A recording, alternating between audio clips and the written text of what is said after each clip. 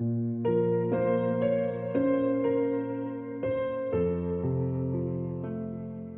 sharp scent of blood pinched his nostrils, and the most unpleasant thing was that slender body which wasn't moving anymore.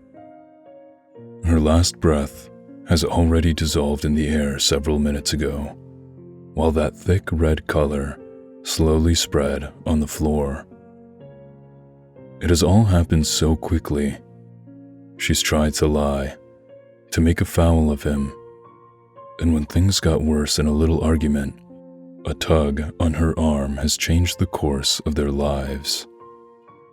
The loss of stability, the edge of the furniture, and finally the silence. It wasn't my fault, Jason thought. It was a terrible incident.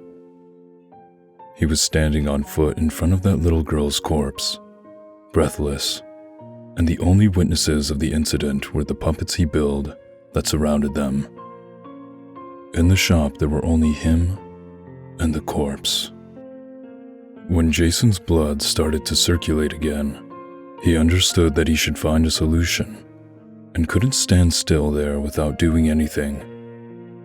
But the situation was too complicated. They'll put me behind the bars and throw away the key. He became desperate. I'm not an assassin. I just wanted to scold her. She fooled me with the thing of the defective puppet for having a new one in return. He made a little turnaround and looked back at the corpse, but that time he gave an accusatory stare. It was all your fault, he screamed, enraged. You made all of this happen. He decided to hide the accident, and the first thing he did was to close the shop, not to make someone else to enter. He took the little girl in the workshop, where he created the toys that everyone acclaimed as works of art, and he put her on the working table. In that room, there was a sharp scent of paint, but it wasn't enough to cover neither the smell of blood nor the horror that was going to happen next. Jason put the hands on his head, digging the fingers among his dark mahogany flocks, and pushed himself to find a solution. His stare stopped on a snake-shaped puppet laying on the floor. It was one of his first creations, after that unusual accident, and as if by magic, everything was clear for him. He didn't have to worry. He grabbed the handsaw and got closer to the body. He used that object to cut wooden pieces he needed for creating some toys. But not that day. Jason took a deep breath. His body was trembling and his heart beat so fast to make him feel the pain. He lifted the handsaw and closed his eyes, refusing to see the horror that was going to happen.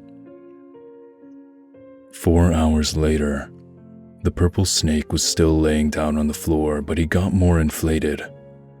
Jason was sitting on a chair, and in silence in front of the blood-soaked table. Tears stopped to pour from his face when he managed to stop fighting against the feeling of sickness. In that moment, he was just stunned, and his big ember-colored eyes seemed to become blackened and slit. The corpse was gone, laying in the snake's mouth, and together with it, Jason's last piece of humanity, too. How could something like this happen? How did I arrive at this point? And the answer was just a name. Amelia. Oh, Amelia, his childhood friend. The one and only. Because before her arrival, Jason had always been a child locked in his silence, locked in his own world.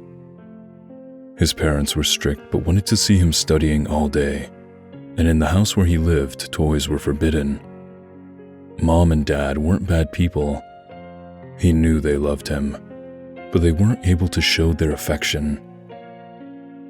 Like every parent, they wanted their son to be perfect and with a brilliant future, but all that pressure was too much for a 9-year-old child. As for Jason, He made everything he could to make them feel proud of him. He was a model student at school and obedient. Even though his great dedication, it has never been enough. Even if he couldn't have any toys at home, Jason has built some little wooden figurines he kept in the school garden. Away from his parents' reach, he could play with them without being punished. He kept them hidden underground, just like a priceless treasure, until the day a child named Amelia noticed him. To tell the truth, it has always been the teacher asking Amelia to go to him. She was a sunny and friendly child, while he has been bashful and shy. Every attempt to make him approach other children failed, and over time his peers started to make fun of him. That teacher just wanted to help Jason, and she kind of did it, but sacrificing Amelia. Jason wasn't weak. On the contrary, he was a perfect manipulator and master of deception. He was like a wolf hiding behind the mask of the lamb. However, he became attached to little Amelia. He never did any harm to her. Actually, he wanted to be a good friend and protect her. Could this be considered as a normal relationship? A nice friendship among children? Absolutely not. Maybe what Jason himself couldn't understand was the lack of a relationship with his parents created a severe affective addiction. He always wanted to be of primary importance to Amelia. He liked saying he was the only friend she needed, and he made her feel unsure. Jason wasn't looking for love and maybe not even affection. He wanted to be praised. He wanted to be important for somebody, and this made him feel alive. He felt like he existed, and it was great. He wanted to feel it again and again, so he made Amelia believe that the world is a place full of bad people, and whoever dared to interfere will pay for it. The affective addiction and the manipulations often made Jason do bad things. Just like with Lucy, Amelia's friend, who wanted to go first on the swing, and he pushed her so fast that she fell down, causing her a broken wrist. Or Jonathan, who always asked Amelia for colored pencils when he got pushed down the school stairs. Jason pushed him when he was giving his back, like a coward, because he knew no one would blame him. Also, that child, like any other intruder, after those awkward incidents, suddenly stopped to talk with Amelia. The more he grew, the more dangerously and spitefully he acted, obviously without lessening the previous acts.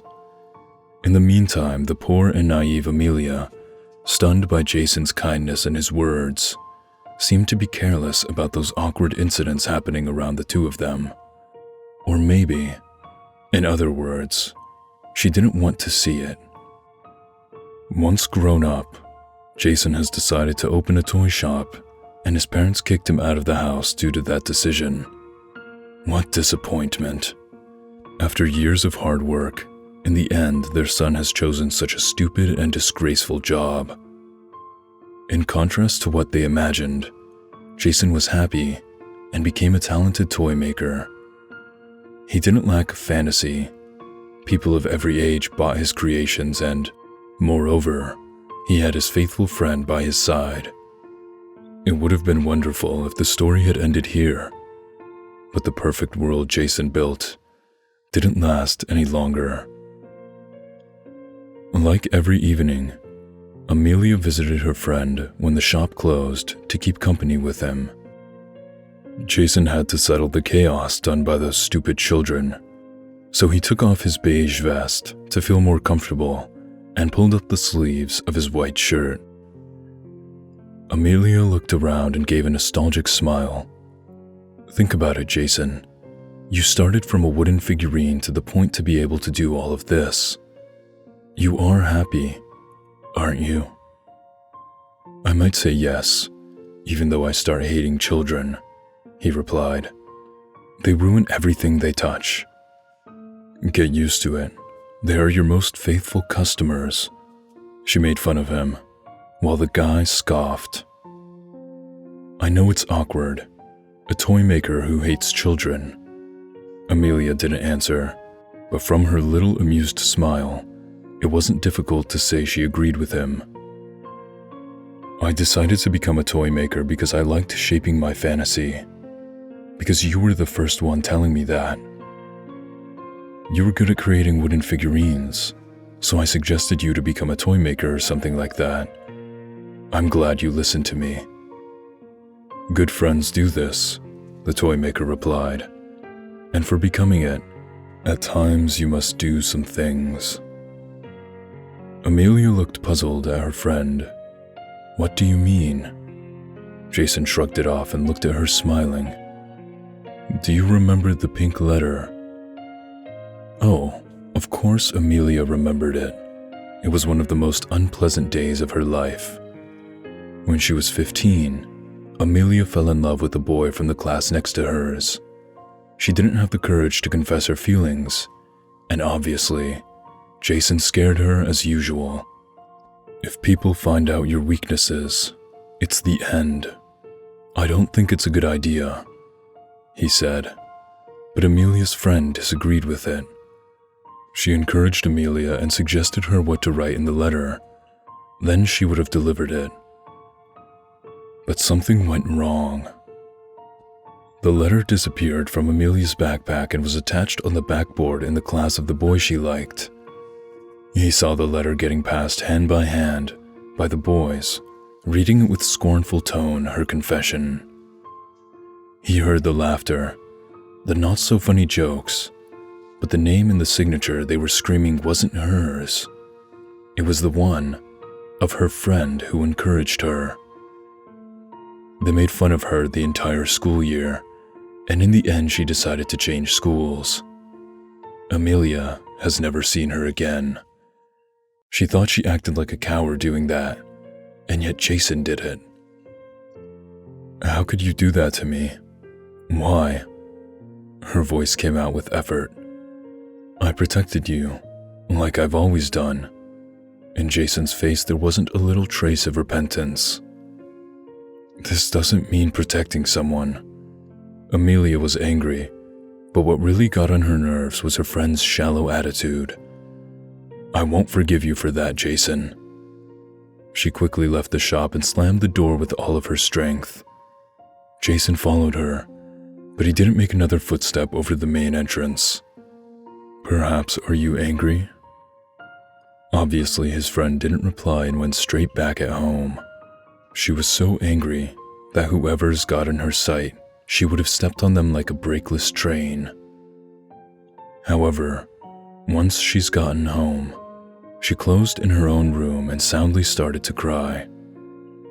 Amelia cried not only for that letter, but for all the people Jason parted from her. It was like waking up suddenly from a long sleep. For years, she didn't mind it. Maybe she was afraid to lose him, and she couldn't really understand the reason. Maybe because she was just a fool, or she enjoyed feeling of primary importance in those rare occasions when Jason complimented her. She has left all those friends to part away believing they were unfaithful. But the only one who should really disappear from her life was the magnificent and innocent Jason. On the other hand, the toymaker stayed in his shop, and after finishing his affairs, he closed in his little workshop. He settled the sheets on the sofa and laid down. According to a stranger's impression, his attitude wasn't the best of all, yet he acted like a real douchebag. But actually, he was very sorry for Amelia being so angry with him. The next day, when his friend would be back visiting him, he decided that he would try to calm her down. Contrary to what he was expecting, the following day Amelia didn't show up at the shop, so she did the day after and the day after tomorrow. A month later, Jason had no news at all about his friend. His man's pride prevented him from going to ring the bell to her house, but all that time helped him thinking about a way to be forgiven. He was still unsure about being forgiven about what he has done. He didn't manage to understand, but he knew Amelia perfectly and needed nothing more to make her forget her anger. A toy would be enough, but Jason has made something very special. A music box. He didn't buy it. He made it with his own hands, and after his hard work completed, his hands were full of wounds and wooden pieces. But that wasn't the only surprise. The most important part of that gift, the most precious of all, was a little puppet resembling him in an astonishing way, hidden inside the music box. A surprise contained inside another surprise.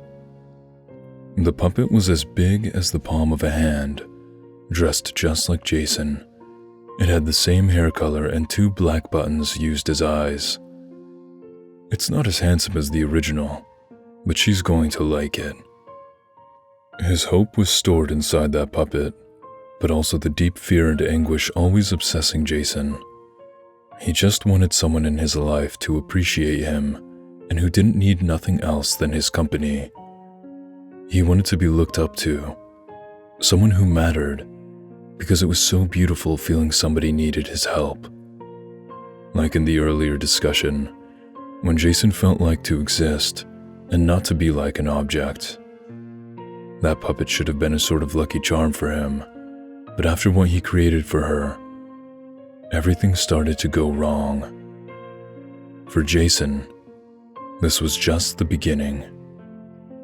After creating his 2 gifts, 3 days later, Jason didn't manage to come out of his creations room. It was Monday, and people waited in front of the shop asking themselves why it hasn't opened yet. Jason wasn't feeling well. He had a terrible headache and got cold feet. Anyway, he didn't want to wait anymore, so he left from the back of the shop and went to Amelia's house, sacrificing his aching body. When he knocked to her doors, he thought he would see her face, with those chocolate hair and blue eyes of hers. Yet he faced her mother, and her look gave him the impression of a happy visit. Jason cleared his voice. "Good morning, madam. Is your..." And in that very moment, Amelia looked out onto the door and stopped by her mother's side. "Hi, Amelia." She looked down and her cheeks turned red. "Hi. Why do you come here?" her mother asked, interrupting that embarrassing silence. Jason's lips turned into a smile and showed his precious music box. "I brought you this present to make it up. I built it with my own hands, and inside of it there's another surprise." For a brief moment, Amelia's eyes sparkled. She was unsure about accepting Jason's present, and she was almost convinced of forgiving him. But that smile of his didn't bewitch her mother. It never did, not even when Jason was just a apparently innocent child. She always thought his attitude was awkward since the day that little incident happened. She remembered going to make the snacks, and little Amelia followed her, for giving a hand. Meanwhile, Jason was left alone with her daughter's canary. It was her first pet, and Amelia got attached to it. Then Jason appeared and stated that the canary wasn't moving anymore. The 3 of them reached for the living room, and poor Amelia started to cry. While Jason was by her side, he caressed her back and told her not to worry, that everything was going to be all right. In that sentence, there was nothing wrong. Jason just wanted to console Amelia, but her mother didn't ignore that almost invisible smile. Many times she told her daughter there was something wrong with him. The little girl always refused to listen to her, but her patience was gone. "Amelia doesn't want to be friends with you anymore, Jason. And maybe it's better this way. Trust me." Jason raised his eyebrows. "What?" he asked, astounded. Then he looked at her. "But why? I've always been by your side. You could always count on me," he said. But Amelia kept looking down like a beaten dog. I made this present for you. Please." Jason gave the music box to Amelia, but she rejected it almost reluctantly. With that gesture, in that very moment, he felt like a strong grip to his heart. An aching pain made him lose stability. "Are you all right?" Amelia noticed that reaction of his and finally looked at the boy in his eyes. How can I be all right?" Jason breathed with difficulty. "I've always been by your side. Although all those things I've done and you regarded as unforgivable, and now you do this to me," he said. "What is it? A punishment? Revenge? I don't care anymore." He gathered strength and looked at Amelia. "I thought you were a smart person. Apparently this was the only mistake I made." Satisfied with his friend having teary eyes, Jason turned around and went back to the shop. For several weeks, Jason wasn't the same anymore. His anger was a lot, and his health conditions were getting worse. He just wanted to go on with his life, but then the incident with that little girl happened. Sitting on that chair, staring at the blank space and with his hands pouring blood, Jason felt something in him changed forever. He didn't feel nothing anymore, and his body was changing. He didn't let the depression take control, and he wasn't sad. He didn't like that reality anymore. While he was busy thinking about leaving that little town, he heard Amelia's voice calling his name out of the shop. Neither he didn't overreact nor he didn't wag his tail like a dog. He just thought about getting refreshed, and without hesitation he opened her the door. Amelia immediately noticed his emotionless face, and after staying silent for a moment, she was the first to speak. "Can I come in?" Jason moved silently. He let the girl go through and closed the door, exposing the sign, "Closed." "I'm sorry to disturb you. I just wanted to know, how did you feel? I believe we should talk." Amelia knew there was something odd about Jason, but it wasn't only that. There was an awkward scent in the air too. "There's nothing more to say, and honestly, this isn't a good time for me." "Are you all right? You're sweating," she asked. Jason looked around like a fish out of water, and Amelia put her hand on his shoulder. "Tell me what's up with you. Are you feeling ill?" He took a deep breath. I killed a little girl." She widened her eyes and slowly, overwhelmed, parted her hand from Jason. "I swear it was just an incident. I didn't want to go to jail for this, and Go on." Actually, she was afraid of what she was going to listen next, but Jason's stuttering made room for imagination, and it was even worse. "I put the corpse in pieces and I hid it inside a puppet." Maybe yes, it was better not to make room for imagination and not listen to those horrible words coming out from Jason's mouth. He was really being able to do such a thing? He wasn't innocent. She knew very well, but she could never imagine Jason would be able to kill. One must keep calm in these situations, and there was only one solution. "Jason, you must establish yourself." The Toymaker, who until that moment looked like a trapped mouse, took the hands off his temples and stared at Amelia. His look was surprised, like if he suddenly was stabbed to his back. Do you really want me to confess the incident? You know very well how it will end up." "You have to try, Jason. You can't act like nothing happened. They will start to look for her, and sooner or later they will find her." "I can't do it, Amelia," the guy snarled. "Good. Then I'm going to do it for you." Jason kept quiet immediately and looked at the girl, widening his eyes astonishingly. "Have you got the nerve to do something like that to me? It's for your own sake." He laughed hysterically. "Don't make me laugh. You've always been stupid. Started to come closer, and meanwhile, Amelia moved backwards. Do you know, I've always tried to make you a better person, but I understood you aren't worthy. I suggest you not to provoke me with your BS. Do you think I'm not going to do it? Just watch me. She turned over the exit, but obviously Jason stopped her, grabbing her by her hair. The two started a fight, and Amelia realized that if Jason has killed once, then he would have done it again. She feared that she would be next. Indeed, she would have been next. She should have acted differently, and maybe pretended to support him, but like any other time, she has made the wrong decision. Jason was right. She was really stupid. She has always been, or perhaps he made her feel inferior so many times that by then she has thought to be. Who knows? To protect herself, Amelia managed to steal a screwdriver on the balcony, but she hadn't the chance to use it yet. She couldn't do anything against Jason's body, and when the ladder slammed her on the wall, the impact was so violent that Amelia's strength ran out immediately. She fell on the floor and her head started to ache terribly, but Jason stopped. She looked up and saw the screwdriver stuck in the Toymaker's heart.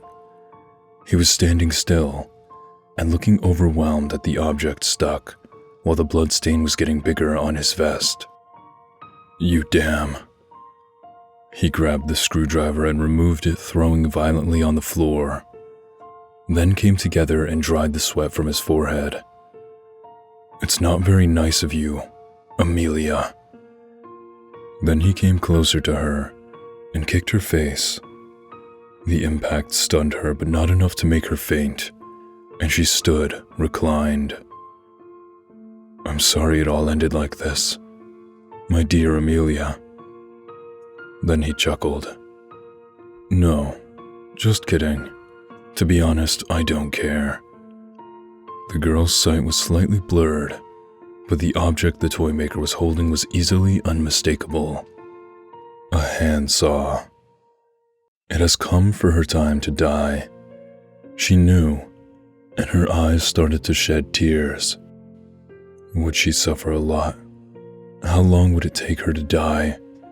Would she be dead either from the blood loss or for the aching pain? Although the terror she felt, Amelia decided to run away, but her body was too slow. She turned goofily to the side, but Jason stepped on her shoulder and dislocated it. The girl's tired eyes stared at the Toymaker, and she saw him caressing with his finger the iron teeth of object. She could swear he was enjoying the moment before the massacre starting. But then she noticed Jason lowered the handsaw and sighed. There are many things being incomprehensible to humans. Some can be and other ones cannot. We believe we know every secret in the world we live, but the truth is we don't know anything. What are you saying? Amelia asked, even if that action was really hard for her to understand. Jason, bothered and resigned, shook his head. You're too naive. You don't understand, and slowly started to move back, parting from her. You don't need a stupid wish upon a star to make your wish come true when it's truly intense. We are the ones who make possible the impossible things. Maybe it was that bump that caused her to hallucinate, but after Jason speaking, the wall behind him started to inflate. The wall crumbled and a blue door with a golden knob popped out. I don't know why, but this doll became my heart. Jason had the music box opened in his hands and looked at it with a more confused expression. The only place in which I can guard it is inside the music box, but this was meant to be a gift, and I want to give it anyway to someone who will take your place, someone smarter, and who can stand up to me, a chosen one. Nobody. Already tired, Amelia whispered. Nobody will want a monster like you. Jason, who in the meantime opened the blue door, turned over the girl and smiled. My name is Jason, and it means the one who heals. Did you know? Of course not. His expression was arrogant. Anyone will replace you. If they are not going to be able to understand my good intentions, I will fix them up.